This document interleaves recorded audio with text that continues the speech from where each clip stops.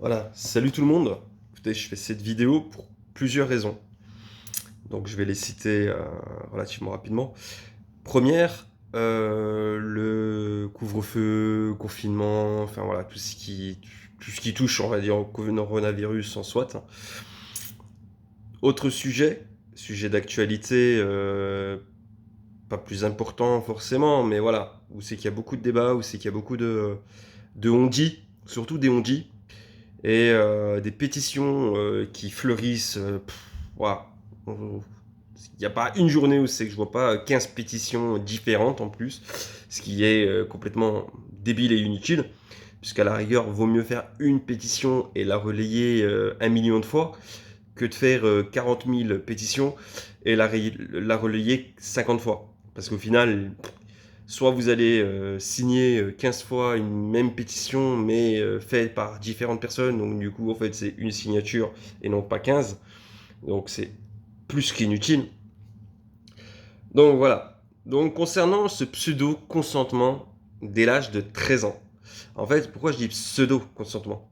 Parce qu'en fait, c'est l'âge minimum, on va dire, où l'enfant est supposé, je dis bien supposé, euh, être en mesure de consentir à quelque chose. Que ce soit d'aller faire enfin voilà, d'aller chez son papa, d'aller chez sa maman pour un jugement au juge des enfants par exemple. C'est l'âge requis minimum de décision. Ensuite, les pédophiles, effectivement, vont trouver multi-stratagèmes. Hein, c'est très connu, c'est comme pour l'enlèvement des enfants avec les bonbons, l'histoire des bonbons, par exemple. Donc, ce que dit ce texte ne dit pas que le consentement est estimé à 13 ans, mais que les enfants qui ont moins de 13 ans seront beaucoup plus protégés vis-à-vis de la loi. Pour faire simple, aujourd'hui, un pédophile, donc un purée de prédateur, peut s'en tirer presque avec rien, si ce n'est du sursis au pire des cas, ou alors une peine de prison de base. Ce texte, déjà, modifie à ce niveau-là beaucoup de choses. Il planche une peine que forcément les magistrats, procureurs, etc., vont forcément devoir appliquer, et j'espère en tous les cas qu'ils l'appliqueront, dans la mesure où les faits sont réellement constatés, puisqu'on ne sait jamais. Hein. Il y a des cas aussi où c'est que des fois, voilà, les mamans font en sorte de dire oui, le papa il aurait fait soi-disant des attouchements, et au lieu de dire aurait fait, ils disent il a fait. Ou le tonton, ou machin, ou peu importe. Même une personne hors de la famille. Donc voilà, bien se méfier aussi de tout ce qui existe à l'heure actuelle. Hein. Il y a pas mal de choses. Hein. Je parle de ça, mais il y a beaucoup d'autres choses. Lever la main sur un enfant, etc., etc. Tout ça, on peut le mettre dans le même panier. Hein. Lors des divorces, il y a beaucoup de jugements qui sont faits, pas forcément parce qu'il y a eu des faits réels, justement, parce qu'il y a eu des suppositions de faits. Donc, pour en revenir, non, le consentement sexuel n'est pas défini à partir de 13 ans. Non, l'enfant, même s'il a 13, 14, 15 ans, il n'est pas, euh, comment dire, obligatoirement dit qu'il est consentant. Il est supposé être en mesure de consentir. Ça veut dire qu'un enfant peut être effectivement violé par un pédophile à 13 ans ou à 14 ans. Il n'était pas consentant, il a dit non, il a dit je veux pas, il a dit non, j'ai pas envie que tu me touches, j'ai pas envie que voilà. Mais vis-à-vis de la loi, il sera jugé en termes de potentiellement consenti. Ce qui est en fait déjà le cas. C'est-à-dire qu'un enfant de 5 ans, 6 ans, 7 ans, 8 ans, 9 ans, peu importe, à l'heure d'aujourd'hui, il doit presque prouver qu'il n'était pas consentant, qu'il n'a pas dit oui d'accord, tu peux faire quelque chose. Il doit presque prouver, alors qu'en fin de compte, il devrait être complètement protégé. En l'occurrence, cette loi, justement, fait en sorte de le protéger. Et c'est là l'avancée majeure. C'est que il est vu comme non consentant, même si l'enfant dit oui 1 million de fois, oui continue, oui encore, oui ce que tu veux, il est vu comme non consentant. Ce qui est plus qu'une protection en fait. Hein. Ce qui est très important. L'enfant, il a pu dire oui parce qu'on lui a promis mon émerveil. Il a pu dire oui parce qu'il savait qu'il disait oui à quelque chose, effectivement, qu'il connaissait. Ça, c'est une potentielle. Maintenant, dans le jugement actuel, en tous les cas, c'est comme ça que c'est vu. C'est que l'enfant, il est supposé savoir que quand il dit oui, quoi. Avec cette loi, il dit oui, c'est un non. Du moment où il ne passe pas au minimum l'âge de 13 ans, c'est non. C'est un non définitif, catégorique. Et le jugement, justement, sera en fait du non et pas du oui, mais peut-être que l'enfant a dit oui, comme c'est le cas actuellement. Donc, je vais vous montrer rapidement sur France Info le titre. Justement, il est stipulé que non, le Sénat n'a pas fixé l'âge de consentement sexuel à 13 ans. D'ailleurs, plusieurs petites choses sur cela. Effectivement, on est plusieurs, voire même beaucoup, à vouloir cet âge, puisque logiquement, cet âge-là est l'âge minimum requis pour avoir son premier acte sexuel. C'est la loi Roméo et Juliette, globalement. Hein, c'est-à-dire que globalement, effectivement, la majorité sexuelle est vue à 15 ans. Donc effectivement, beaucoup pleurent de ce côté-là. Vous voyez là par exemple, et 18 ans en cas d'inceste ou situation de handicap.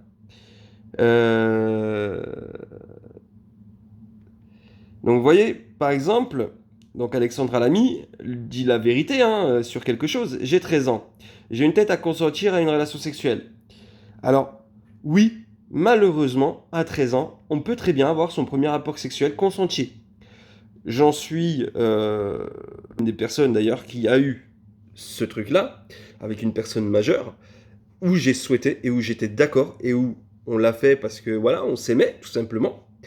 Mais effectivement, par la loi, vu que j'avais un âge de 13 ou 14 ans, j'étais vu comme un mineur, elle comme une majeure, et du coup comme quelque chose de pédophile. En soit, par rapport à la loi, c'est-à-dire qu'un dépôt de plainte, effectivement, l'aurait mis dans la merde. C'est-à-dire que ma mère, elle aurait pu très bien, effectivement, porter plainte et faire en sorte que... Bon, en l'occurrence, ma mère savait, elle était au courant de tout.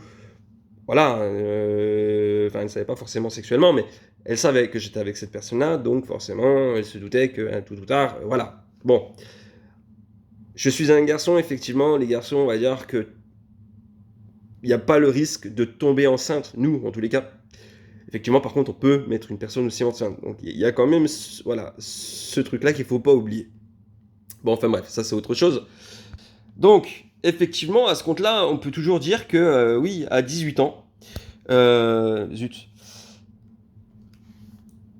à 18 ans, par exemple, également, vous n'êtes pas forcément consentant. Hein. Si on parle d'un viol, par exemple, un viol, vous n'êtes pas consentant.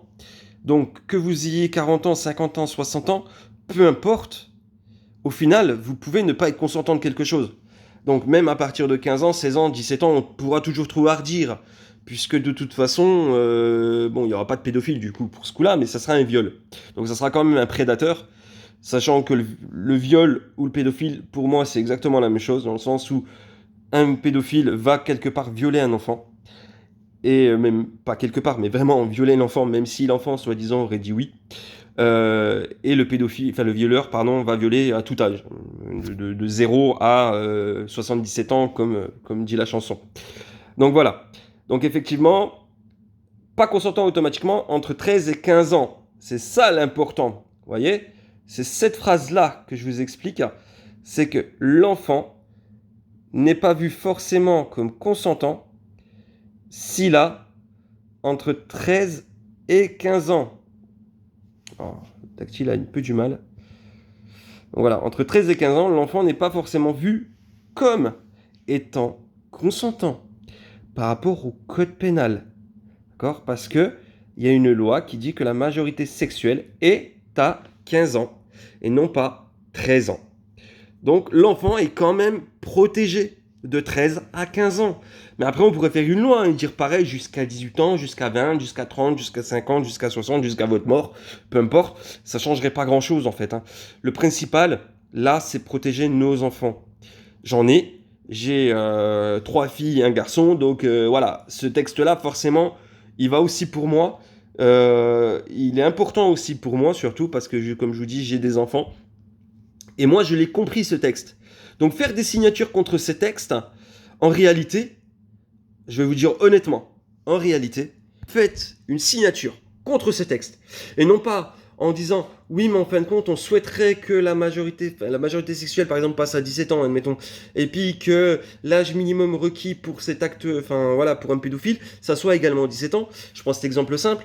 Si c'est juste une signature non à la loi, eh bien en fin de compte, vous donnez autorité et votre accord à ces pédophiles. En réalité, c'est ça. Aujourd'hui, les pédophiles, quelque part, sont protégés par la loi telle qu'elle est actuellement. L'enfant, de 0 à 13 ans, il est vu comme consentant. La loi tout de suite. Et non pas avec ce texte. Avec ce texte, l'enfant dit non. Même s'il a dit oui, il dit non. C'est ça l'important. Attention, quand vous faites des choses, ça peut être 15 pédophiles qui ont créé ces pétitions parce qu'ils savent qu'en fait, ils vont être dans la merde. Hein. Donc quand vous allez signer quelque chose, faites gaffe. Qui c'est qui est en face? Qui c'est qui a fait ce texte de pétition?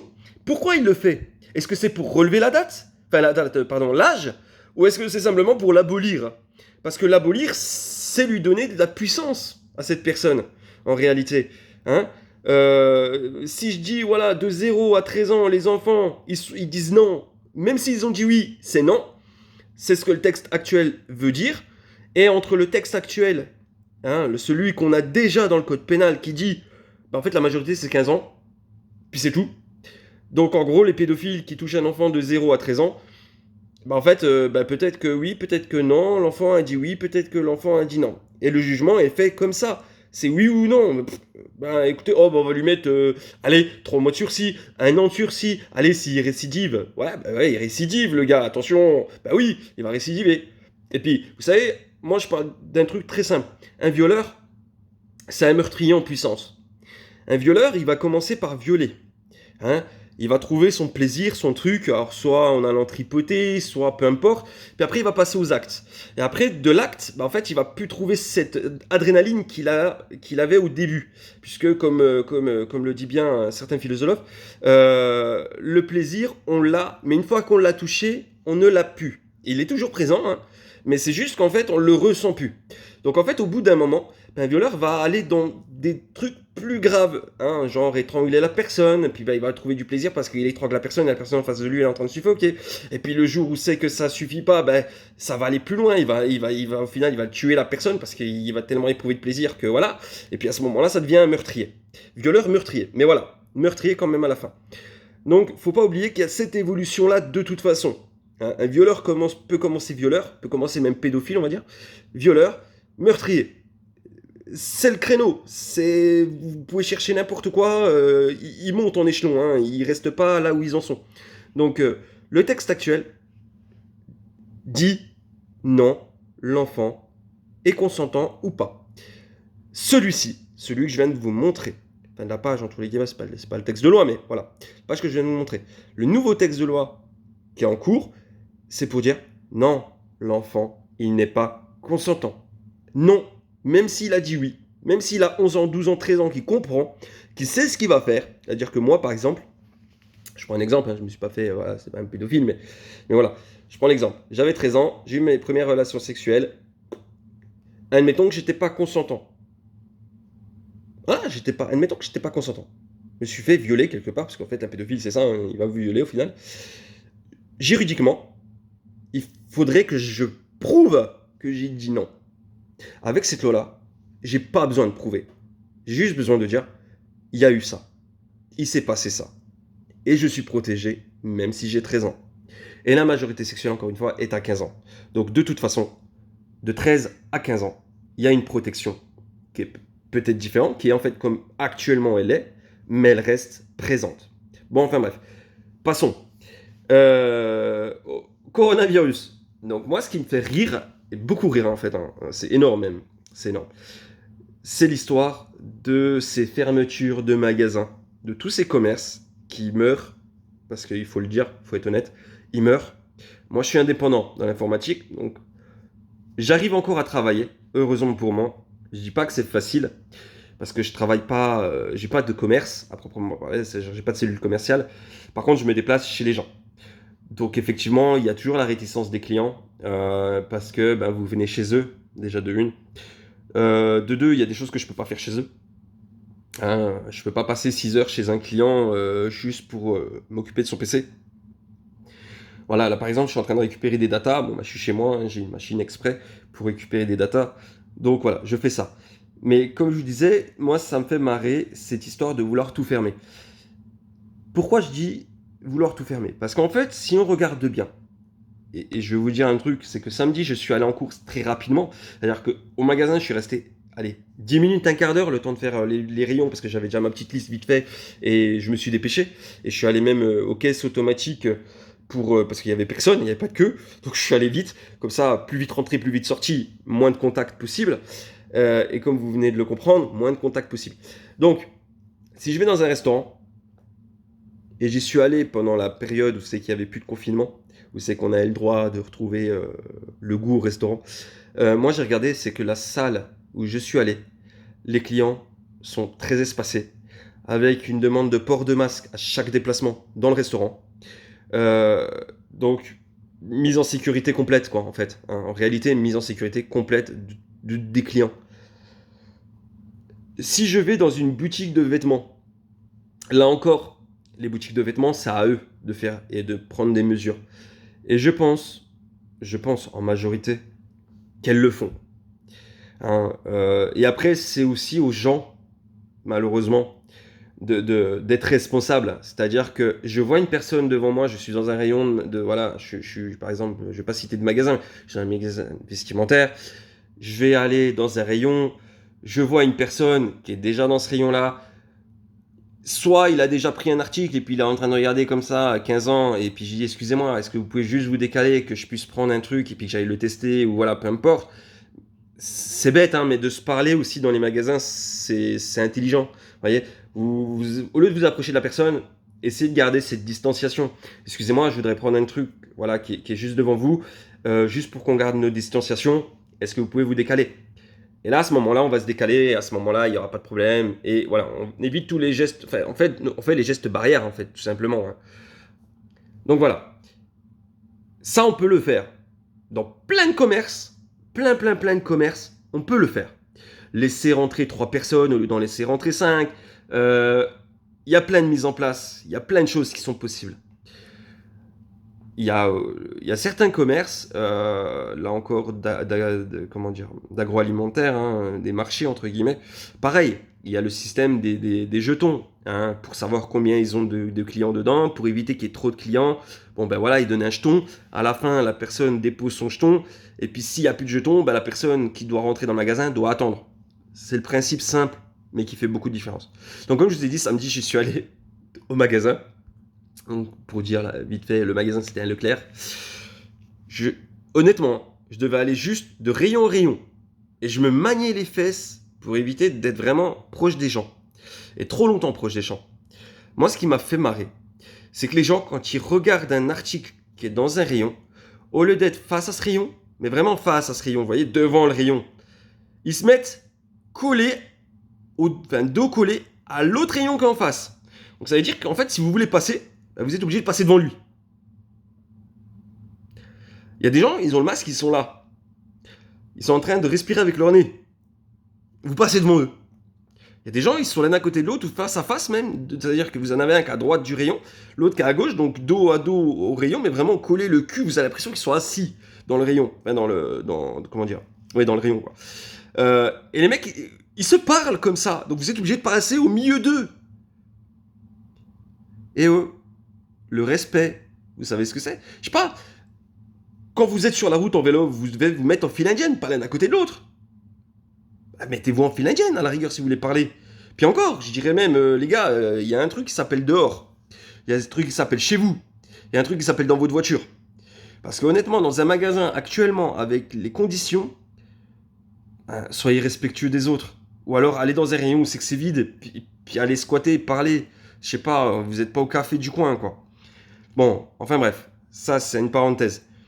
Donc comme je disais, moi ça me fait rire parce qu'effectivement, comme je vous ai dit, j'essaie de me dépêcher pour aller chercher mes articles.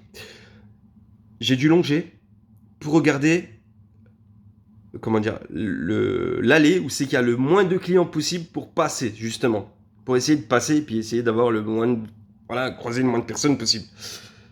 J'ai vu un rayon, et je vous mens pas, Le rayon, il fait allez, peut-être 6 mètres, 7 mètres de long. J'ai pas la métrie, hein, donc peut-être un peu plus, je sais pas. Enfin bref, tout ça pour dire que globalement, il devait y avoir, allez, 3 mètres ou 4 mètres inoccupés, et tout le reste était occupé. Mais quand je vous dis occupé, c'était, allez, pour pas vous mentir, il devait y avoir au moins 10 clients. Vous savez comment que c'est une allée de chez Leclerc, ou Cora, Auchan, peu importe. Vous savez comment qu'elle est l'allée. Elle est très étroite. Vous passez avec deux caddies comme si vous conduisiez sur la route avec deux voitures. Hein, c'est une route à droite, une route à gauche, quoi. Il n'y a pas plus, quoi. Les gens, ils étaient agglutinés. Les masques, ils sont même pas mis correctement. Comment voulez-vous qu'on arrive à combattre un virus? Déjà, de une, les gens ne mettent pas leur masque correctement. De deux, au lieu d'être en distanciation, ils sont collés serrés. Mais il n'y a pas pire que les magasins, les commerces comme ça. Il n'y a pas pire que les hyper ou supermarchés. En réalité, pour ce virus-là, c'est jackpot. Les gars, ils sont casino, c'est triple 7, quoi. Triple 7, c'est vous faites péter la banque, tout bordel. Donc pourquoi ça? C'est pour ça que je vous dis que ça me fait rire. Parce qu'en réalité, le Leclerc, le Cora, le Auchan, ils ont juste à prendre leur employés, qui sont d'habitude en caisse, et en fait les reconvertir en tant que driver. Qu'est-ce que c'est le driver? En fait, c'est quelqu'un qui va tout simplement aller faire les courses pour la personne. Hein. Donc après, il y a multitude de possibilités pour faire. Je suis désolé. La plupart, ils ont des sites internet où c'est que vous pouvez faire du drive. Eh ben, ils ont juste à créer un site secondaire. Où c'est que c'est plus le drive, c'est-à-dire par exemple Leclerc, Cora, Auchan Drive, c'est l'autre, c'est directement le Leclerc. C'est-à-dire qu'ils se répartitionnent les tâches. Une partie des commandes vont au drive et une partie des commandes vont au centre commercial. Et à ce moment-là, il n'y aura plus de clients dans le magasin. Le but, vraiment le but, c'est d'éviter la masse. On nous casse les couilles avec les restaurants où c'est qu'il n'y a pas de masse. Je suis désolé, dans un restaurant, il n'y a pas de masse. Ne venez pas me dire, oui, mais il y a 80 couverts. Ouais, mais un restaurant qui fait 80 couverts, à l'heure actuelle, même s'il ouvre, au maximum, il va faire 40, 45, 50 couverts au lieu des 80. Parce qu'il aura mis des normes, il aura enlevé certaines tables, il aura enlevé, voilà, il aura espacé ses tables, il aura fait des choses. Et il y en a beaucoup qui l'ont fait, il y en a beaucoup qui ont investi d'argent. Moi, comme je vous dis, je suis informaticien. Je suis pas du tout dans la restauration.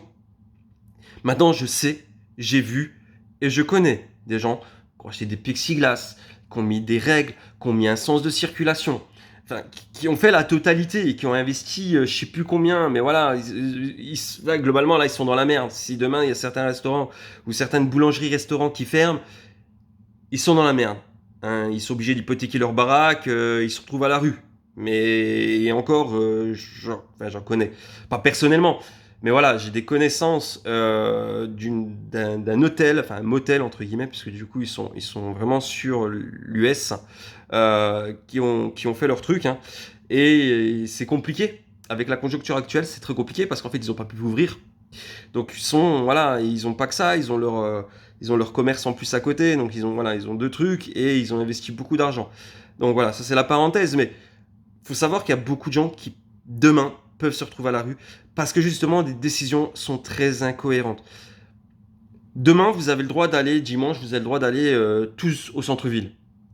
C'est-à-dire qu'au centre-ville, vous avez le droit d'être, je sais pas moi, 1000, 2000, 3000 personnes. Il n'y a personne à l'entrée, il n'y a personne à la sortie pour compter combien il y a de gens. D'accord? Donc pour limiter, en fin de compte, le nombre de personnes. Il n'y a personne pour faire ça. Réellement, il n'y a personne. Mais en fait, ça revient au même que comment dire, que l'hypermarché ou le supermarché. C'est exactement pareil, c'est du kiff-kiff bourricot. Hein. Y a personne pour regarder, donc ouais, bah ça rentre. Hein. Moi, je suis désolé, comme je vous dis, je suis à Leclerc, je sais pas, il y avait combien de gens, mais je peux juste vous dire, c'est que toutes les caisses ouvertes, il y avait un minimum. Allez, donc avec la personne qui était en train de passer ses articles, il y avait entre 4 et 6 personnes derrière elle. Et là encore, les gens ne sont pas respectueux. Donc encore une fois, je suis pas là pour faire le papa, le tonton ou le grand-père. Les gens, vous n'êtes pas respectueux. Moi, j'ai eu un gars, il s'est collé à mon cul. J'avais l'impression d'avoir un chien qui était en train de me renifler les fesses. Sans déconner, hein, j'avais l'impression que j'avais un chien qui était en train de me renifler le cul. Parce que les gens, au lieu de rester à leur distanciation, non, ils veulent absolument mettre les trucs sur le tapis. Le tapis, vite. Plus vite c'est mis sur le tapis, plus vite je suis sorti. Bah non, Coco. Parce que si je paye pas, bah, même si t'as posé, t'es obligé d'attendre. C'est-à-dire que si je veux, je m'assois. Si je veux, je fais genre d'aller chercher de l'argent et puis je prends ma vie. Et puis en fait, t'es en train d'attendre comme un bourricot. Puis ça se trouve, dans la caisse à côté, il y en a 5 qui sont déjà passés. Donc, respectez les distanciations sociales. Soyez intelligents, adultes. Vous êtes la plupart qui vont, je pense, regarder cette vidéo, adultes. Distanciation sociale, c'est pas pour faire chier. C'est pour justement sécuriser. Et principalement, j'ai envie de dire, vous sécuriser si en tous les cas, vous n'avez pas un masque correctement. Ensuite, en parlant du masque, ça c'est la troisième chose et c'est la dernière chose sur laquelle je vais parler parce que il y a tellement de gens qui m'énervent en fait avec cette histoire de masque. Le masque, il est là. Alors attendez, je vais 2 secondes. Donc voilà, désolé, hein, c'était les petits livreurs. Voilà, c'est le boulot quoi. Donc comme je disais, le masque. Le masque, il est là non pas en réalité pour vous protéger. D'ailleurs, un masque ne protège pas. C'est pas faux en fait en réalité. Hein. Alors, je me prends la tête beaucoup avec les gens parce qu'en fait, justement, cette phrase-là, elle veut dire quelque chose, elle veut rien dire. Elle veut dire, c'est-à-dire qu'elle veut, c'est un peu comme le verre à moitié plein, le verre à moitié vide. Ça veut dire quelque chose en même temps, ça veut rien dire. Parce que c'est suivant votre philosophie, suivant comment vous interprétez les mots. Donc, le masque, non, il n'est pas inutile. Il ne vous protège pas. Pourquoi un masque ne vous protège pas? Parce qu'en fait, si la personne en face de vous, elle est, elle est infectée, hein, tout simplement, si elle est infectée et puis qu'elle n'a pas de masque, eh ben, si elle vous tousse à la tronche, votre masque, il va recevoir des projectiles. Ces projectiles, quand vous allez toucher votre masque, quand vous allez vouloir le remettre en place, parce que la plupart d'entre vous, et moi compris, hein, je vous rassure, retouchent souvent le masque. Donc en fait, ce qui va se passer, c'est que vous allez avoir des projectiles de ce connard qui n'aura pas mis de masque. Vous allez toucher votre masque. Vous allez vous toucher les yeux, vous allez vous toucher, toucher votre téléphone, toucher n'importe quoi. Peu importe ce que vous allez toucher. Donc, ça va infecter en fin de compte le truc que vous avez touché. Partant de là, c'est très simple. Donc, vous avez infecté, on va dire 80% de ce que vous portez, que ce soit vos habits, vos clés, votre téléphone, votre montre, votre poignée de porte, votre poignée de chiottes, peu importe. La table, le couvert avec lequel vous allez manger. Vous avez tout infecté. Juste parce qu'un gars en face de vous n'avait pas de masque. Donc c'est pour ça que je vous dis bien, le masque, il ne vous protège pas proprement parlé. Il protège la personne que vous avez en face de vous. C'est-à-dire que si vous faites... c'est votre masque qui les arrête. Votre masque, il arrête tous les projectiles que vous allez cracher. À ce moment-là, la personne en face de vous ne peut pas recevoir vos projectiles. Hein, vos petites roquettes, là, il ne les reçoit pas. Donc s'il ne les reçoit pas, normalement, s'il touche son masque, il aura à la rigueur que ses propres projectiles. Donc c'est-à-dire qu'il va s'auto-infecter, entre guillemets. Sauf que si tu t'auto-infectes, que si tu es infecté, entre guillemets. Pourquoi je dis entre guillemets? Parce qu'encore une fois, une personne qui a mal mis son masque, ou qui a touché, qui a mis un coup de doigt dans la bouche, je sais pas moi, ce qu'il a pu faire, il va toucher une poignée de porte. Moi, j'habite dans un bâtiment où c'est que j'ai un ascenseur. Donc à chaque fois qu'il y a un gars qui touche un bouton d'ascenseur, le bouton d'ascenseur est potentiellement infecté. Alors quand je dis infecté, voilà, il va pas mourir, il va pas tomber malade. Mais ce que je veux dire, c'est qu'il est souillé. S'il est souillé, moi je le touche. Je l'ai touché. Mes doigts, ils sont plus propres. Et je vais toucher mon masque. Mon masque, il est plus propre. Je vais toucher mes yeux. Mes yeux, c'est mort. Ça y est. J'ai laissé entrer le virus. Donc, je vais mettre mes doigts dans de l'eau. Tiens, je vais aller boire vite au robinet. Tiens, je vais mettre ma main comme ça là. Le virus, il est dans ma main. Je prends de l'eau, je mets de l'eau dessus, je fais ça. Je le mets dans ma bouche. Alors, il y a moins de risques parce que je vais avaler le liquide, donc potentiellement, je vais avaler le microbe. Il va aller dans mon intestin. Le virus, il tient pas. Hein. Ce qui est le plus dangereux, c'est s'il reste dans la zone buccale ou s'il migre justement vers les voies respiratoires ou dans le nez, peu importe. Mais voilà. Pourquoi on dit en fait, par exemple, moi j'ai la barbe, hein, et j'ai la barbe, moustache, tout ça.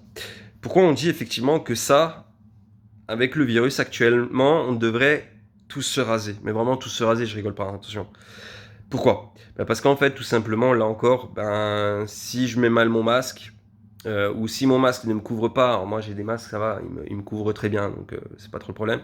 Mais si j'ai un masque qui me couvre pas réellement, et que du coup j'ai les poils à l'extérieur, et puis que j'ai un connard qui n'a pas mis son masque, ou alors que j'ai tendance à trop lui tripoter le bout comme ça, hors masque, ou à remettre en place trop souvent le masque à cause de ça, effectivement, je vais avoir plus de chances de souiller mon masque, mais de l'extérieur vers l'intérieur et pas de l'intérieur vers l'extérieur. Hein, encore une fois, une personne qui aura souillé quelque chose que vous allez toucher, serrer la main par exemple, quand on serre la main, on se souille les deux la main. J'ai des bactéries sur ma main, il a des bactéries sur sa main. On se fait des échanges de bactéries. C'est bête, sur votre peau vous avez différentes bactéries qui sont certaines très dangereuses, hein, comme le staphylocoque doré par exemple, vous l'avez sur la peau. En réalité, vous l'avez et en constamment, vous l'avez. Et il en profite, c'est quand vous êtes coupé pour rentrer. D'accord? Il en profite juste à ce moment-là. C'est pour ça qu'on vous dit de vous désinfecter, de bien prendre soin, de bien faire attention. Parce qu'effectivement, ce truc-là, vous l'avez de toute manière sur votre peau. Parce qu'on a des bactéries, c'est comme ça. On est fait comme ça. On a des bactéries dans la bouche, on a des bactéries dans les intestins, dans l'estomac. Enfin bref, on a des bactéries partout. Mais c'est normal. Il y a des bactéries qui sont bonnes, il y a des bactéries qui sont mauvaises. Après, voilà, il faut un équilibre dans notre corps. Et ça fonctionne comme ça. Bah, sur votre peau, c'est exactement pareil. Ces bactéries-là, elles servent à des choses. Le problème, c'est que si vous avez une infection, c'est lié à ça et c'est souvent lié parce que vous avez une coupure, une piqûre qui s'est infectée. Et souvent, c'est parce que le truc est déjà présent sur votre peau. Donc c'est le même principe. Le masque, je le mets, on m'a craché dessus, je touche mon masque, j'en ai sur les mains. Donc tout ce que je vais faire avec ma main, je vais tout souiller. Si je vais caresser le visage de ma femme, je vais lui mettre plein de bactéries, plein de saloperies de Covid sur le visage, juste parce que je ne me suis pas désinfecté ou nettoyé les mains. Je vais toucher mes enfants, leur tenir la main. Je prends un exemple tout bête, hein. Mon petit, il a la maternelle, il n'a pas de masque sur la tronche. Hein. Je vais lui tenir la main. Donc j'ai la main souillée, je vais lui tenir la main. Les gamins, ils mettent leur main à la bouche, aux yeux, 50 fois dans la journée.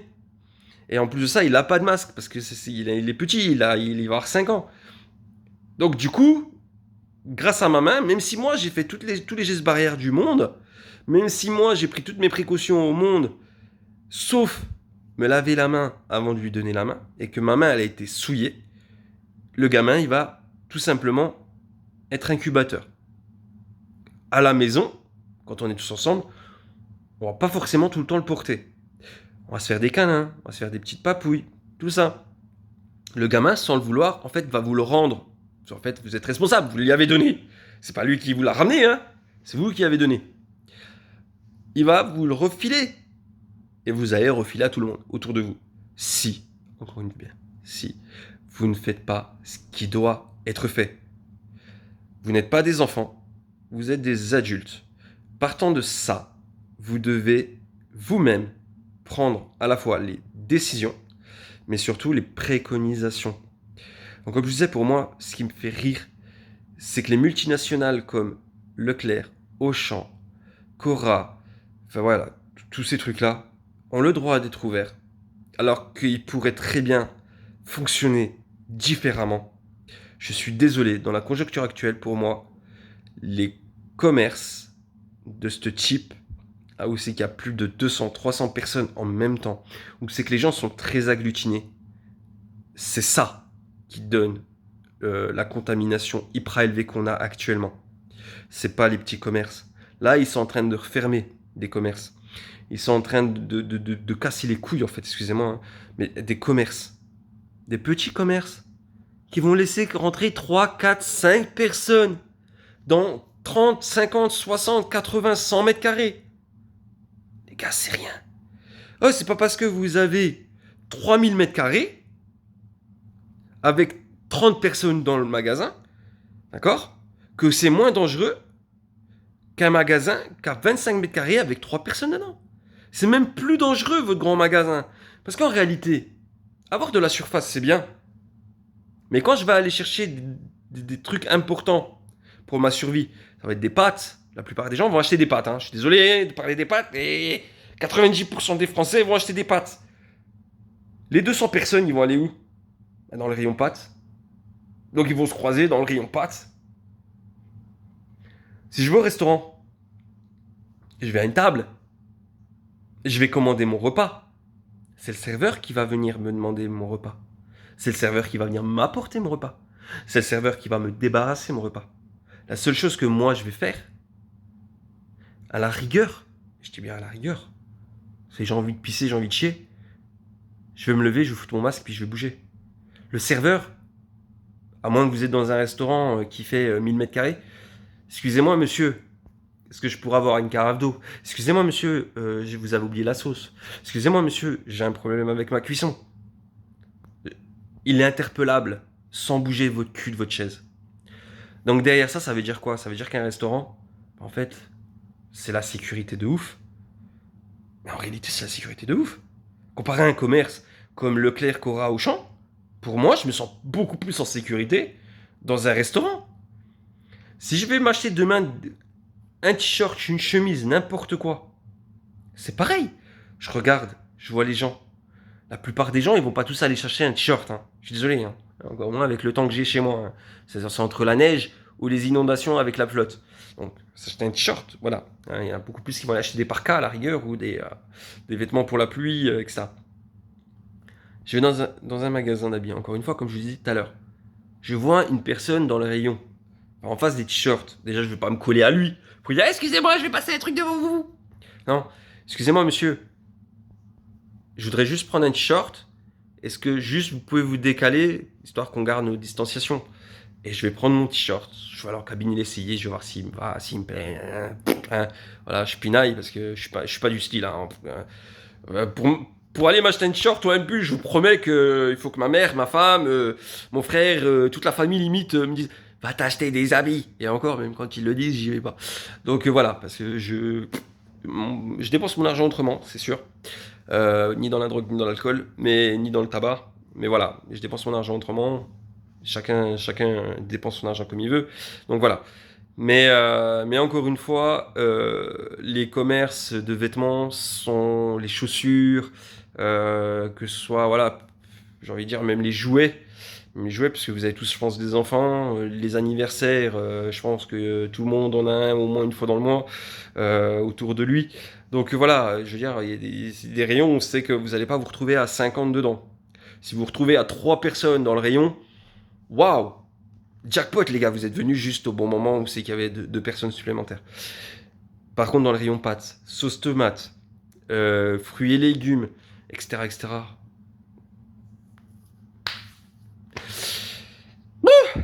10, 15, 20 personnes dans le rayon. Je vous promets, hein. Je vous jure, je pense que vous avez fait aussi, comment dire, le test. Donc oui, on peut gueuler. Oui, on a le droit de dire des choses. Oui, le confinement ou l'histoire comment dire, du truc de 18 h là, le couvre-feu, c'est d'une débilité, surtout d'une absurdité en fait.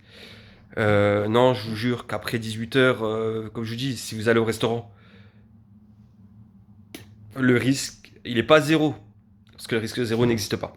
Alors oui, la climatisation. On va vous dire, oui, mais dans les restaurants, il y a la climatisation. Oui, mais dans les grandes surfaces aussi, la climatisation. Il y a même plusieurs climatisations. Il y a la climatisation d'air, donc la centralisée pour tout le bâtiment. Et il y a une deuxième, qui s'appelle au niveau des frigos. À chaque fois que vous allez ouvrir un frigo, qu'il y a une personne qui aura toussé devant ce frigo-là, l'air aura été aspiré et en même temps expiré. Même si c'est des armoires frigorifiques, puisque chez moi en tous les cas ça a changé, c'est des armoires maintenant, je vous promets que le virus il circule juste à l'intérieur, en plus de ça en vaste clos, et que la personne qui va ouvrir, ben, si dans l'air qui va se prendre dans la tronche il y en a, ben il y en a. Et s'il a mal mis son masque, ben il se le prend encore plus dans la face. Et puis s'il l'a bien mis, bon ben tant mieux pour lui, ben, il faudra qu'il fasse gaffe quand il l'enlèvera. Alors moi ce que je conseille aux gens pour mettre un masque ou l'enlever, c'est vraiment les élastiques. Hein, c'est vraiment prendre derrière l'oreille. Tout faire à partir derrière l'oreille, pas devant. Pas toucher le masque et puis le prendre ici, puis l'arracher. Prenez le temps de prendre derrière l'oreille tranquillement, tac. Tenir le deuxième, essayer d'éviter de toucher le truc bleu. foutez-le dans l'eau. Alors quand je dis dans l'eau, attention, hein, je parle pas des rivières, je parle pas des étangs parce que je suis un pêcheur, hein, donc là vous voulez que je vous tue, y a pas de souci. Non, quand je dis dans l'eau, vous le foutez chez vous, vous le lavez, même si là encore une fois il y a débat, que ce soit pour les réutilisables ou pas, parce qu'en réalité on souille notre eau. C'est-à-dire que le virus, sauf si vous l'avez à 60, le virus, il part dans les eaux usées qui vont être contaminées, qui vont être recyclées, qui vont revenir chez vous de toute façon. Dans tous les cas, elles